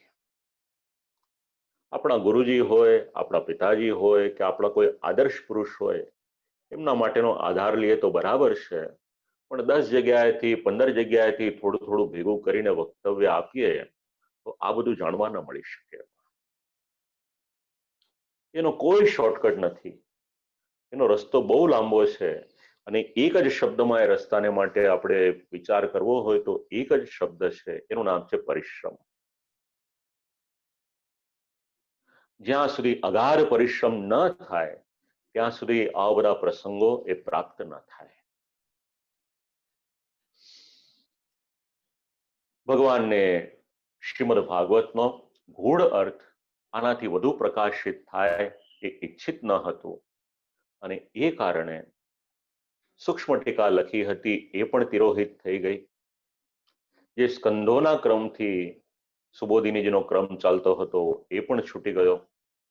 10મ સ્કંદની વ્યાખ્યા પૂર્ણ થવાના સમયે વાર્તા પ્રસંગમાં જેમનો ઉલ્લેખ છે માધવ ભટ્ટ કાશ્મીરી, એમનો પણ તીરથી ઘાયલ થયા અને હરિશરણ થઈ ગયા. ષોડશ ગ્રંથમાં અનેક વાર્તા પ્રસંગો આપણે લઈ શકીએ એમ છીએ, પણ મૂળ તત્વમાં જ એટલો આનંદ છે. એ જ સિદ્ધાંતો પહેલા આપણે જાણી લઈએ, પછી તો બાકીનું જેટલું ઉમેરો કરવો હશે અને ઠાકોરજી ક્યારેક ભવિષ્યમાં સાનુકૂળતા આપશે તો વિચાર કરીશું એ બધો આપણે. આ બધું જ થયું અને ત્યારે શ્રી આચાર્ય ચરણ પોતાના અંતઃકરણને સમજાવતા સમજાવતા તૃતીયો લોક ગોચરાહા આ વાત સમજાવી. એની આગળ 7મો શ્લોક. પશ્ચાત્તાપઃ કથમ તત્ર સેવકોહમ ન ચાન્યથા લૌકિક પ્રભુવત્કૃષ્ણો ન દ્રષ્ટવ્ય કદાચન. ખૂબ મહત્વના એક એક શબ્દો આ ગ્રંથમાં શ્રી આચાર્ય ચરણ આજ્ઞા કરે છે. ભગવાનનો સેવક એ ક્યારેય પણ કોઈ પણ પ્રકારનો પશ્ચાતાપ લૌકિક વિષયને માટે કરે નહીં. ભગવદ આજ્ઞાનું ઉલ્લંઘન થયું. શ્રી આચાર્ય ચરણના મનમાં અપરાધને કારણે વિચાર આવ્યો કે ફલદાનમાં મને વિલંબ તો નહીં થાય ને. પશ્ચાતાપ અલગ અલગ રીતનો હોય, તમે ને હું કરીએ એ લૌકિક હોય, પણ શ્રી આચાર્ય ચરણ કરે કે શ્રી વેદવ્યાસજી કરે એ અલૌકિક હોય.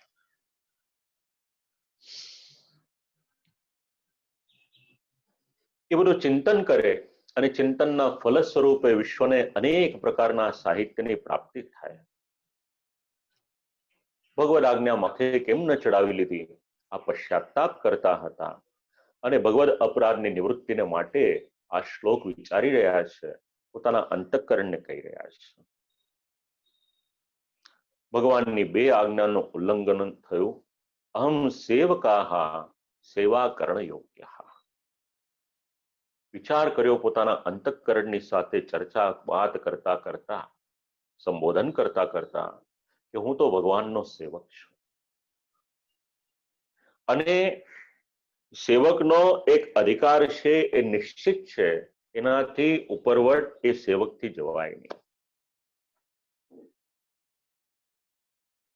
કોઈની પણ સાથેનો સંબંધ હોય એ સંબંધમાં એક મર્યાદા જરૂરી છે. જો સંબંધમાં મર્યાદા તૂટશે તો પછી આગળ જતા મુશ્કેલી થશે. હવે શ્રી આચાર્ય ચરણ ત્રીજી આજ્ઞાના પાલન કરવામાં વિલંબ નથી કર્યો, માટે પશ્ચાતાપ ન કરવો જોઈએ એમ વિચાર કરતા એવું વિચારે છે, સેવકો હમ ન ચાન્યથા, ભગવાનનો સેવક છું. અને જો સેવક માનતા ન હોત તો ભગવાને બે આજ્ઞા કરી એ છતાં પણ ત્રીજી આજ્ઞા મને કરત નહીં. આપણા જીવનમાં પણ ક્યારેક એવું થાય, એક ભૂલ કરીએ આપણે, બે ભૂલ કરીએ, એ છતાં પણ ભગવાનનો અનુગ્રહ થાય તો આ વાત યાદ રાખી લેજો, સેવકો હમ ન ચાન્યથા. જો ભગવાન વારંવાર અનુગ્રહ કરીને તમને ને મને બચાવે તો એ કેવળ અને કેવળ પ્રભુનો અનુગ્રહ જ છે, બીજું કોઈ કારણ.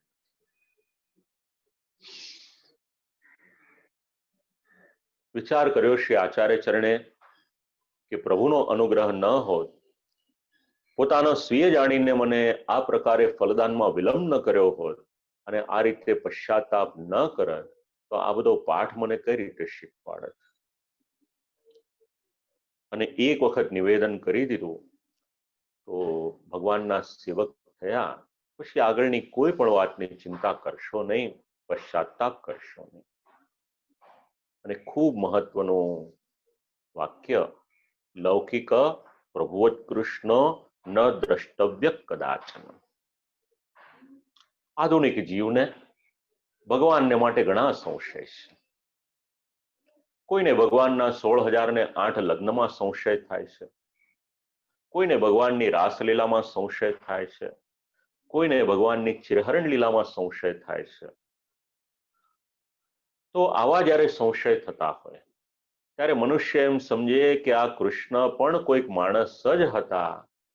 હવે આવી જ્યારે બુદ્ધિ થાય ત્યારે આવા શ્લોક ખૂબ ઉપયોગી થશે. ક્યારેય પણ ભગવાન શ્રી કૃષ્ણને કોઈ પણ પ્રકારે લૌકિક દ્રષ્ટિથી વિચાર કરશો નહીં.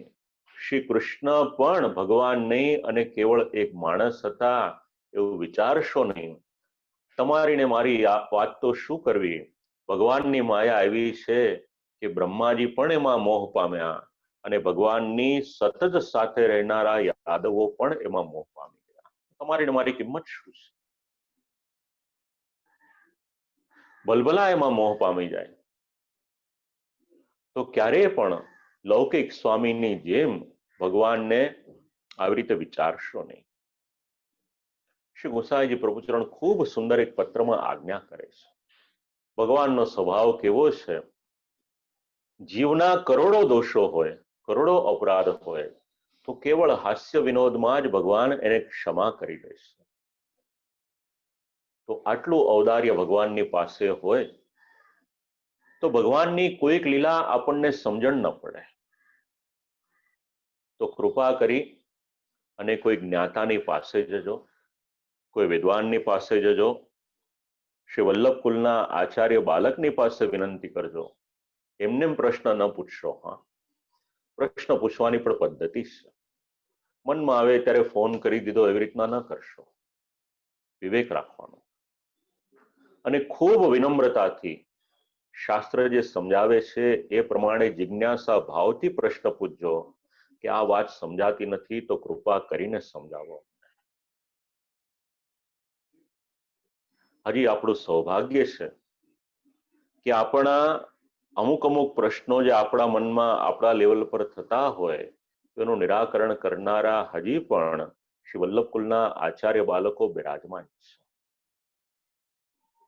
વિદ્વાનોમાં તો જે જૂની પેઢી હતી એ લગભગ ઠાકોરજીના ધામમાં ગઈ અને પુષ્ટિ માર્ગીય વિદ્વાનને માટે વિચારવું હોય તો આપણી 5 આંગળીમાં 15 પેઢા હોય તો 15 પણ વિદ્વાન આપણને આજે મળે કે કેમ એ બહુ મોટો પ્રશ્ન છે. ભૂલે ચૂકે પણ ભગવાનના કોઈ પણ ચરિત્રમાં, ભગવાનની કોઈ પણ લીલામાં શંકા કરવાની ભૂલ કરશો નહીં.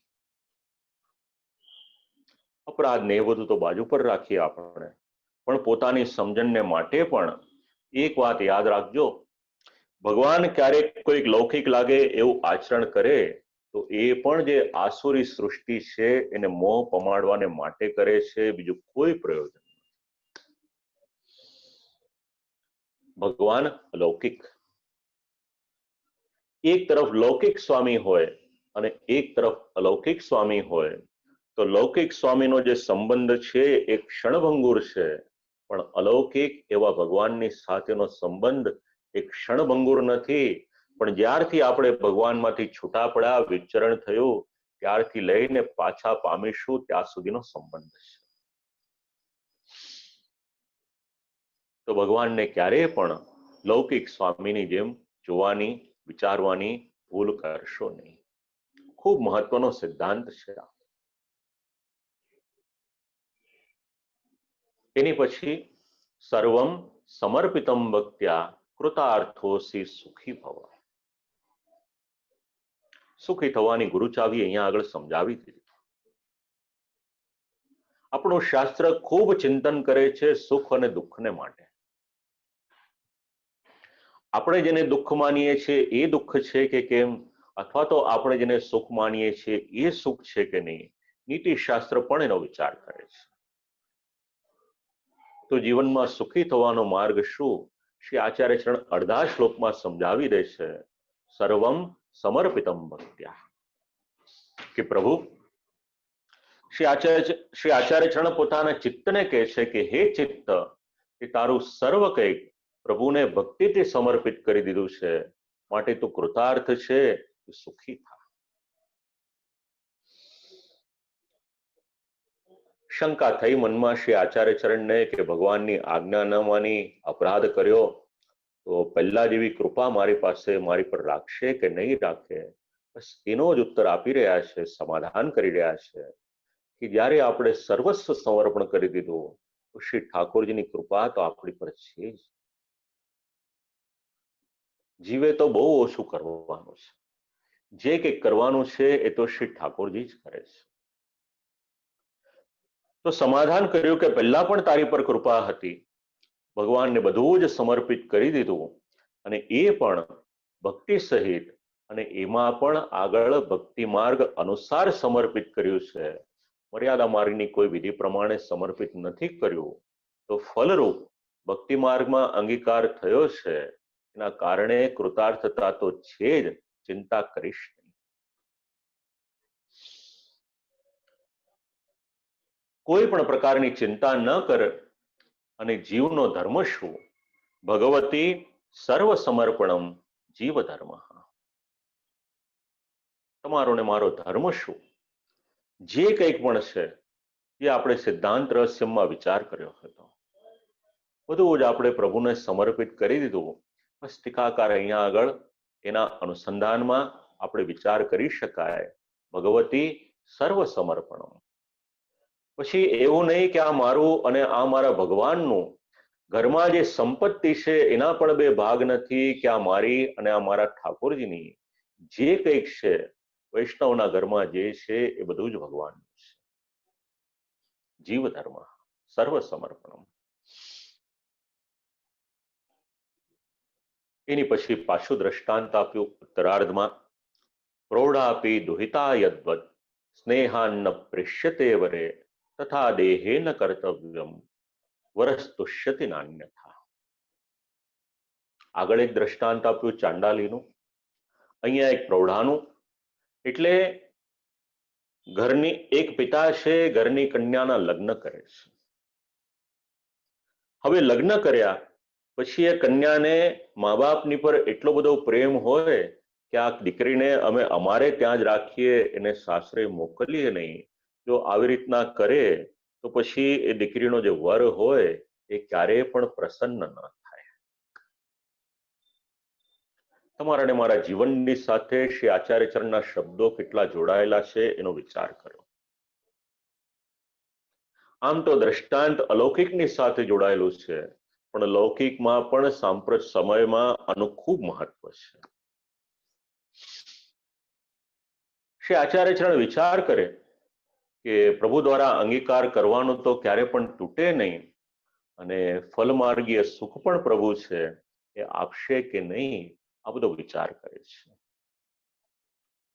અને દ્રષ્ટાંતનું અનુસંધાન લીધું. વિવાહ યોગ્ય કન્યા એની સાથે. દ્રષ્ટાંત શેને માટે છે? તો જેવી રીતે એ કન્યાને એના મા બાપ વળાવે નહીં તો એનો પતિ પ્રસન્ન ન થાય, બસ એવી જ રીતે તથા દેહેન કર્તવ્યમ. દ્રષ્ટાંત યાદ રહે કે ન રહે, આપણે સિદ્ધાંત યાદ રાખો. કારણ કે ઘણી વખત એવું થાય છે કે દ્રષ્ટાંત યાદ રહી જાય ને સિદ્ધાંત યાદ ન રહે. તો મૂળ તો સિદ્ધાંત યાદ રાખવાનો, એનું નામ છે તથા દેહેન કર્તવ્ય. તો જેવી રીતે કન્યાને માટે વિચાર કર્યો, એવી રીતે દેહે દેહ ત્યાગ વિશે સર્વાત્મના પ્રભુ સંતોષા ભાવાદ વિલંબો ન કાર્ય. તો જેવી રીતે કન્યાને ન વળાવે તો એનો વર પ્રસન્ન ન થાય, એવી જ રીતે આપણો સંબંધ તો પ્રભુની સાથે થઈ ગયો, પણ ભગવાને આપણને આજે દેહ આપ્યો, એ દેહ જો આપણે પ્રભુ સેવામાં સમર્પિત ન કરીએ તો પછી આપણા પતિ, આપણા શ્રી ઠાકોરજી પ્રસન્ન થાય કે ન થાય એનો વિચાર. ખૂબ મહત્વના આ બધા સિદ્ધાંતો છે. દેહ ત્યાગ ન કરવાનો આગ્રહ શ્રી આચાર્યચરણ આ બધું ચિંતન કરે છે ને એમાં આ બધો વિચાર કરે. તો ભગવાને આપણને જે દેહ આપ્યો, આપણે પ્રભુની સાથે સંબંધ તો થઈ ગયો, હવે એ સંબંધ નિભાવવાની જવાબદારી આપણી. વડીલો આ બધા શ્લોકોના અનુસંધાનમાં કથામાં કહેતા હતા, મારા પિતૃચરણ હોય કે ગોલોકવાસી પૂજ્ય શ્રી પ્રદ્યુમ્ન શાસ્ત્રીજી મારા ગુરુજી હોય, દ્રષ્ટાંત આપીને સમજાવતા હતા કે એક કન્યાના લગ્ન થયા હોય, એના વરની સાથે સંબંધ બંધાયો, પછી એ કન્યાએ એના વરની સેવા કરવી જોઈએ અથવા તો એની સાથે રહેવું જોઈએ. એ ન કરે અને વર્ષમાં 1 કે 2 દિવસ એને મોઢું દેખાડી દે કે હજી આપણો સંબંધ ટકેલો છે, તો એ સંબંધ કેટલો ટકે એ પ્રશ્ન છે. બસ આપણી પરિસ્થિતિ કેવી છે? ભગવાનની સાથે સંબંધ તો બાંધ્યો, સંસ્કાર થઈ ગયા, આપણા બ્રહ્મ સંબંધ થઈ ગયા, પણ આપણે સેવા કરવી જોઈએ. એને બદલે પછી આપણો જન્મદિવસ હોય કે જન્માષ્ટમી હોય કે દિવાળી હોય કે કોઈ ઉત્સવ હોય, ત્યારે પ્રભુના દર્શન કરી લઈએ અને આપણે કહી દઈએ કે હજી આપણો સંબંધ ટકેલો છે, તો એવી રીતે ના ચાલે. તથા દેહેન કર્તવ્ય. ભગવાને આપેલો દેહ જેટલો શક્ય હોય જે પ્રમાણે આજ્ઞા કરી સેવા કૃતિર ગુરોર આજ્ઞા, એ પ્રમાણે ગુરુ શબ્દના તો અનેક અર્થ ત્યાં વિચારી શકાય, પણ એ પ્રમાણે જે પ્રમાણે આજ્ઞા થઈ હોય, શક્ય હોય એ રીતે ભગવત સેવામાં તો જોડાઓ. અને જ્યાં સ્વરૂપ સેવા નથી પધરાવી ત્યાં બાકીના પણ પ્રકારો આપણે ત્યાં છે. જે પ્રમાણે શ્રી ઠાકોરજીની સાથે જોડાઈને રહી શકાય. તદ અકર્ણાહ વરાહ પ્રભુ અન્યથા ન તુષ્યતિ. આ ટીકાકારનો સિદ્ધાંત યાદ રાખવાનો. જો આવું નહીં કરીએ તો વર એટલે આપણા પ્રભુ એ પ્રસન્ન નહીં થાય. આ સિદ્ધાંત યાદ રાખવાનો. આ શ્રી આચાર્ય ચરણ પોતાના અંતઃકરણની સાથે વાત કરે અને એમાંથી તમને ને મને આ બધા સિદ્ધાંત મળે. લોક વચ્ચે સ્થિતિર્મે સ્યાત કિમ સ્યાદ ઇતિ વિચારય અશક્યે હરિરેવાસ્તિ મોહમ માગા કથંચન. લોકો જેમ સંસાર આસક્ત છે એવી રીતે જો મારી સ્થિતિ થાય તો શું થાય એનો વિચાર કર. જો દેહથી સેવા અશક્ય બને તો સર્વ દુઃખ હરતા એ ભગવાન જ છે. માટે કોઈ પણ પ્રકારે ચિંતા કરીશ નહીં. હવે શ્રી આચાર્ય ચરણને ચિંતા થઈ, મનમાં વિચાર આવ્યો, પ્રશ્ન થયો કે આ ગુણાર્થને પ્રકટ કરવાની માટેની જે આજ્ઞા થઈ તો એના કારણે શું થાત? તો લોકમાં મારી પ્રસિદ્ધિ થાત. સિદ્ધાંત જરા આપણે આપણી ભાષામાં સમજીએ. બે પર્યાય છે આપણી પાસે. એક, આપણે લોકોને રાજી રાખવા છે કે એક આપણે ભગવાનને રાજી રાખવા છે. જો લોકોને રાજી રાખવા હોય તો એ મુજબ આપણે જીવન જીવવું પડશે, અને જો ભગવાનને રાજી રાખવા હોય તો ભગવાનની આજ્ઞા, શ્રી આચાર્ય ચરણની આજ્ઞા અને શાસ્ત્રની આજ્ઞા મુજબ આપણે આપણું જીવન જીવવું પડશે. નિર્ણય આપણે કરવાનો. ભગવાન પણ આપણે ફોર્સ નથી કરતા અને શાસ્ત્ર પણ ફોર્સ નથી કરતું. એવું હોત તો પછી જીવના અલગ અલગ પ્રકાર ન બતાવ્યા હોત. આપણે આપણું આત્મકલ્યાણ કઈ રીતે કરવું છે અને ભગવાનની સાથે કઈ રીતે સંબંધ બાંધવો છે, બંધાયો છે તો રાખવો છે, ટકાવવો છે, એ બધું નિર્ણય આપણે કરવાનો. તો આચાર્ય ચરણ વિચાર કરે કે જો મેં ટીકા લખી પણ દીધી હોત તો જે રીતે શ્રી વેદવ્યાસજીનું નામ થયું, જે રીતે જૈમિનીજીનું નામ થયું, એ રીતના મારું પણ નામ થાય. પણ એટલું પર્યાપ્ત નથી. હવે ન તો સ્વમાર્ગીય ઉત્કર્ષોપી, એનાથી મારો સ્વમાર્ગીય ઉત્કર્ષ ન થાય. મારો ઉત્કર્ષ શું? તો ભગવદ આજ્ઞા મુજબ મારું આગળનું કાર્ય કરવું, એમાં જ મારો ઉત્કર્ષ છે. અને પુષ્ટિ માર્ગીય ફલભોગ કરવાની ઈચ્છા એનું અનુસંધાન લીધું છે. અને જો પુષ્ટિ માર્ગીય ફલ ન મળે તો પછી બાકીના બધા ફલ લઈને આપણે કરીશું પણ શું? અશક્ય હરિરેવાસ્તિ મોહમ માગા કથંચન. ફલ પ્રાપ્તિમાં વિલંબ ન થવો જોઈએ. આ જ ચિંતન કરતા રહેવું જોઈએ. તો ફલ પ્રાપ્તિને માટે પોતાના દેહ સંબંધી એને છોડી દે તો શું? તો આ શરીરનો ત્યાગ કરવામાં, દેહનો ત્યાગ કરવામાં ભગવદ આજ્ઞા કે ભગવદ ઈચ્છા છે. તો સમસ્ત દુઃખોને હરણ કરનારા અગર કોઈક છે તો હરિ છે. શ્રી આચાર્ય ચરણને હરિ શબ્દ ષોડશમાં વિશેષ પ્રીતિવાળો હોય એવું દેખાય આપણને, કારણ કે અનેક શ્લોકોમાં, અનેક ગ્રંથોમાં એનો ઉલ્લેખ આવે. અને એ જ વ્યાખ્યા આપણને મળે કે ભક્તોના દુઃખને હરનાર એ આ હરિ છે. તો મુખ્ય ફળમાં જે વિઘ્ન આવવાના હશે એ પણ ભગવાન જ દૂર કરશે. માટે કથંચન એના અનેક અર્થ કર્યા છે. કોઈ પણ પ્રકારે મોહ ન રાખવો જોઈએ. આ એક અર્થ આપણે વિચારીએ. અને આમ કરતા કરતા ઉપસંહાર કર્યો.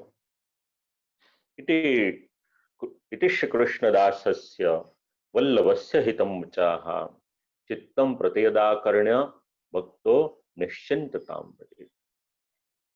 ઇતિ કૃષ્ણદાસસ્ય. હવે ગ્રંથનો વિરામ આવે ત્યારે ઇતિ શબ્દ એ સમાપ્તિનો સૂચક છે. કૃષ્ણદાસસ્ય तो श्री कृष्णदासस्य तो श्री कृष्ण पदेन भक्त सहित લીલા રસાવિષ્ટમ જ્ઞાપિતમ. તો શ્રી કૃષ્ણ પદ દ્વારા ભગવાન શ્રી કૃષ્ણને એમના ભક્તો સહિત કરેલી લીલાના રસથી પરિપૂર્ણ જે સ્વરૂપ છે એ સ્વરૂપનું અહીંયા અનુસંધાન લીધું છે. અને આપણે આવા શ્રી કૃષ્ણના દાસ છીએ. શુદ્ધ પુષ્ટિમાર્ગીય ફલરૂપદાસ્યમ પ્રાપ્તસ્ય. કયું ફલ પ્રાપ્ત? તો શુદ્ધ પુષ્ટિમાર્ગના ફલરૂપ દાસ્યને પ્રાપ્ત કરવાને કારણે ભગવાનને અત્યંત પ્રિય વલ્લભ શબ્દનો એક અર્થ છે પ્રિય. ભગવાનને પ્રિય પોતાના અંતઃકરણ પ્રત્યે શ્રી આચાર્ય ચરણ આ શબ્દ કહી રહ્યા છે. ચિત્તમ પ્રતિયદાકરણ્ય.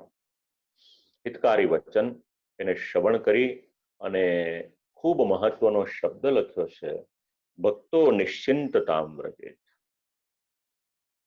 આ શબ્દ ઉપર ચિંતનકારોએ પોતાનો મત આપ્યો કે શ્રી આચાર્ય ચરણ કેવળ પોતાના અંતઃકરણને જ નહીં પણ પોતાની સાથે જે પુષ્ટિ સૃષ્ટિ છે, જે ભક્તો છે, ભક્તો ભગવતી સ્નિગ્ધો ભવતી, આવા જે ભક્ત છે એમને પણ શ્રી આચાર્ય ચરણે ઉપદેશ આપ્યો છે. સમજવાનું શું છે? તો આટલું વિશ્લેષણ, એનું કન્ક્લુઝન આપણે નટશેલમાં સમજવું હોય તો વિચાર કરી લઈએ. ભગવાનની ન કોઈ સમાનતા કરી શકે છે કે ન તો કોઈ ભગવાનથી અધિક છે, અને અન્ય કોઈ એવું કરવાને માટે સામર્થ્યવાન પણ નથી. આ પહેલી વાત છે. બીજી વાત, પુષ્ટિમાર્ગ પ્રવર્તક વ્રજભક્ત સ્વરૂપત દોષરહિત. ભગવાને ભલે એમ કહ્યું હોય કે હું મારા ભક્તોના વશમાં છું, પણ ભક્ત તો ભગવાનને આધીન છે જ. આ વાત, આ સિદ્ધાંત આપણે યાદ રાખવાનો, કારણ કે આ સિદ્ધાંત રાખીશું તો ભગવાનમાં આપણી શ્રદ્ધા તો છે જ, પણ સાથે સાથે આપણો સેવક ધર્મ છે એને સારી રીતે નિભાવી શકીશું. તો જ આપણે ભગવદ આજ્ઞા માનીશું. આ વાત એ પણ વિચારવા જેવી છે. ત્રીજી વાત, કદાચ આપણામાં કોઈ દોષ હોય તો ભગવાનને જ્યારે સમર્પણ કરી દીધું છે પછી આપણે કોઈ પણ પ્રકારની ચિંતા કરવાની જરૂર નથી. ઉત્કર્ષ તમારો ને મારો જે છે એ કેવળ અને કેવળ ભગવાનને કારણે છે. ચોથી વાત, ભગવાન સત્ય સંકલ્પ વાળા છે, એમના માટે જે પણ આપણે વિચાર કર્યો એ પણ યાદ રાખવું. પાંચમો સિદ્ધાંત, આપણે ભગવાનના સેવક છીએ અને આપણું હિત આપણા ઠાકોરજી કરશે, આ વાત યાદ રાખવી. છઠ્ઠી વાત, ભગવાનને ક્યારેય પણ લૌકિક સ્વરૂપે જોશો નહીં. સાતમી વાત, પરોઢાનું ઉદાહરણ આપીને એ સિદ્ધાંત આપણે યાદ રાખવાનો કે ભગવાને આપેલો દેહ છે, શક્ય હોય એના દ્વારા ભગવત સેવા એ અવશ્ય કરજો. આવા બધા સિદ્ધાંતો આ અંતઃકરણ પ્રબોધ નામનો ગ્રંથ આપણને સમજાવી રહ્યો છે. શ્રી ઠાકોરજીની અનહદ કૃપા કે શ્રી આચાર્ય ચરણની આ દિવ્ય વાણીનું આપણે સૌ અવગાહન કરી રહ્યા છે. અને આ જ ગ્રંથના અનુસંધાનમાં આવતીકાલે વિશેષ વક્તવ્ય થશે. ખૂબ આનંદ આવશે આપ લોકોને એવી મારી શ્રદ્ધા છે, કારણ કે ખૂબ વિદ્વાન આચાર્ય છે. તો શ્રી આચાર્ય ચરણની કૃપાથી આવતીકાલે આપણને અંતઃકરણ પ્રબોધ ઉપર વિશેષ વક્તવ્ય પૂજ્યપાદ ગોસ્વામી 108 શ્રી શ્યામ મનોહરજી મહારાજ શ્રી કાશીમાં બિરાજમાન છે. આપ શ્રીના વચનામૃતનો વિશેષ લાભ મળશે.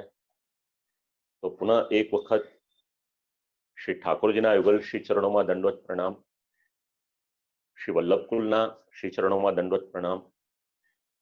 આ 2 દિવસના સત્રના આપણા અધ્યક્ષ પૂજ્યપાદ ગોસ્વામી 108 શ્રી શ્યામ મનોહરજી મહારાજ શ્રીના શ્રી ચરણોમાં દંડવત પ્રણામ. એવં જે માધ્યમથી આપ સર્વ શ્રોતાઓ આ બધું જ શ્રવણ કરી રહ્યા છો, આપ સર્વને પણ ભગવત સ્મરણ કરું છું. જે શ્રોતાઓ શ્રીમદ ભાગવતજીની સાથે જોડાયેલા છે, રાત્રે 8:30 પાછા મળીએ છીએ આપણે, અને ષોડશ રન જે એટેન્ડ કરી રહ્યા છે, આવતીકાલે પુનઃ બરાબર 5 વાગે આપણે જે મહારાજશ્રીના વચનામૃત શ્રવણ કરીશું. આટલું કહી અને મારી વાણીને અહીંયા આગળ વિરામ આપું છું. અસ્તુ.